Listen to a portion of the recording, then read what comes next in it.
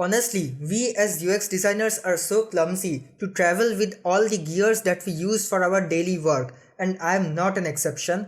For the past few months, I am traveling a lot, so I thought this was the perfect opportunity to make a video on what's in my travel backpack.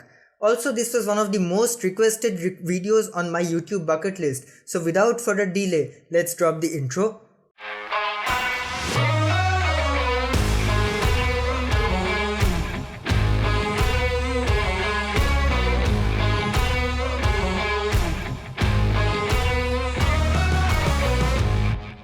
Before starting this video, if you guys are new here, my name is Shamritu Das and I am a professional graphic designer, video editor and UI UX designer. In this channel, we talk about designing tips, tricks and tutorials. So if you are into it, then consider subscribing to my channel. It's completely free of cost. Also, I have given the timestamps in the entire video description, so feel free to hop around the entire timeline. So let's start the show with my travel backpack. Being a remote UX designer, I have to travel a lot. And I was never a fan of carrying huge unorganized pieces of luggage with me. So that's when I made a promise to myself that I will never ever carry my clothes in my backpack. And on the other hand, my backpack will be only reserved for all my tech gear and daily essentials. So that's when I started to hunt for the perfect backpack on Amazon. I tried a couple of tech backpacks, but I ended up using this one for the longest period of time. This is the Wildcraft Shutterbug backpack. This has plenty of modular compartments, a dedicated zipper to store your laptop or iPad, and lots of slots for all the small camera gears like memory card slots, ND filters, dedicated microphone compartments, etc. This bag is heavily geared towards content creators and photographers, so this backpack may not be suitable for 95% of the people who are watching this video. Up next is the laptop.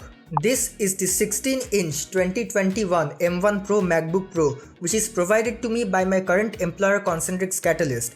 Of course, I don't have the money to buy it, but my father definitely does. Considering a MacBook, this is super heavy and a complete beast of a machine.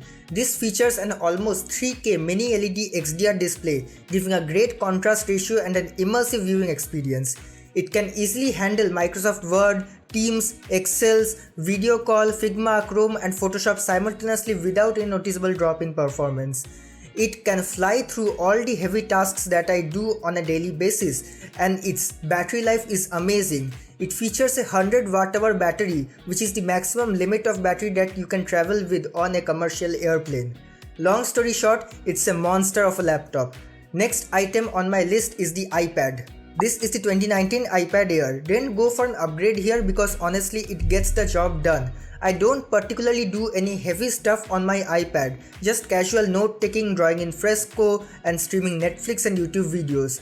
Basically, I bought this iPad to study PDFs for my college classes, and since now academics are over, that's why I basically use this as a media streaming device. Occasionally I play Apex Legends with my PlayStation 5 DualSense Controller, which brings me to my next item. This is the PS5 DualSense Controller. Honestly, I don't have a PS5 console, but when I came to know that Apple Arcade now supports any PlayStation controller, I immediately wanted to buy it.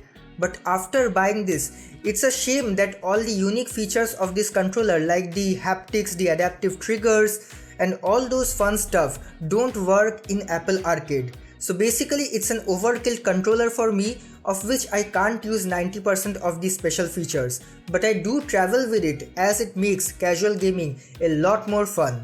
Next comes the audio devices. I never ever travel without these. These are the AirPods 2nd Gen. I got this as a gift from my mother back in 2019 because at that time AirPods was really a magical product that peers with your device as soon as you open the lid. But now this doesn't even compare to the other ANC truly wireless earbuds on the market. But the thing that does stand out is the automatic switching between my Mac, iPhone and iPad. These do come up pretty handy when I need a quick get set go kind of earphones, but for most of the other cases I use the Dizzo GoPods Neo. This pair of earbuds are simply a bang for your buck. At just 1800 rupees, these offer ANC, touch controls, decent build quality, fast pairing, low latency, etc. This is just a steal deal. Plus point, they do also have an app support for both iOS and Android and it works really well. The noise cancellation and the transparency mode are great, but the mics are not that great. That is why I still stick to my AirPods when there is a possibility of taking phone calls. Up next on the list is my camera setup, the Sony A7C with a 50mm f1.8 lens. This is a sweet setup for making YouTube videos as long as taking photos occasionally. Honestly, I know that nowadays most of the flagship phones offer more than sufficient picture quality, but those who can appreciate the image quality of a DSLR or mirrorless camera can just understand the difference. Also, it provides an immense sense of freedom for being a creative with manual control, manual mode where I can dial the exact shutter speed, ISO and aperture according to the taste which I like, instead of relying on the auto mode of most of the other smartphones. Then comes all those non-fancy stuff like small knickknacks, camera chargers, mobile chargers, laptop chargers, etc. In fact, I am in a weird situation where my camera charges by USB C, my phone charges via Lightning and my MacBook charges via MagSafe. This ends up getting quite a lot of cables, and that's where these reusable Velcro ties come into play. I use these all the time to tuck my cables properly so that they don't get up tangled. Next on the list is this dongle from Eksa. Even though my MacBook has all the legacy ports, most of my friends' laptops don't have the ports.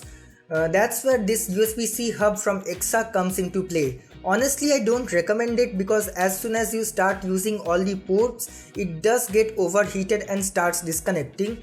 It's a little bit iffy product, but if you want a simple and reliable HDMI output like this one, a couple of USB pen drives, then this is very handy. I do recommend the hyperdrive dongles, but those are on the expensive range for a dongle. Next comes all the non-techie products that I travel with on a daily basis. My sunglasses, these are gifted to me by my girlfriend from a departmental store in Kolkata because we don't want to sell our kidneys to buy crazy expensive Ray-Ban sunglasses like every other YouTuber on the internet.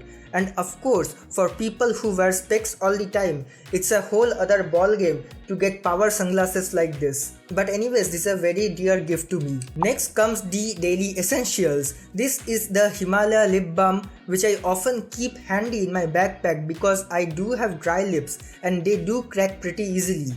Along with this, I carry my toothbrush and toothpaste, which is also very helpful for me because I can't stay without brushing my teeth for a single day, unlike all my other engineer friends. I also carry this Himalaya hair cream and this small container of hair oil which keeps my hair healthy and nourished. I also take good care of my skin, so I do carry a Garnier Men Oil Control face wash, a Patanjali aloe vera moisturizer and a hair brush. Anyways, I don't want to dive deeper into my skincare routine because that's what not you guys are here for. At last, I carry a water bottle which is again gifted to me by my employer Concentrix Catalyst to keep us hydrated. Nothing fancy because I know all the other YouTubers show off their Lark smart bottles in their videos. So Lark, if you are watching this video, feel free to sponsor me. So guys, there you have it. These are all the items that I travel with on a regular basis. Let me know in the comments what products you carry when you travel. And of course, I will try to add all the links in the video description which are shown in this video right below the like button. So guys, that's it for today's video. Hope you have enjoyed this video. Make sure to subscribe and turn on the bell icon so that you get notified whenever I upload a new video. Till then, stay creative and I hope to see you in my next video.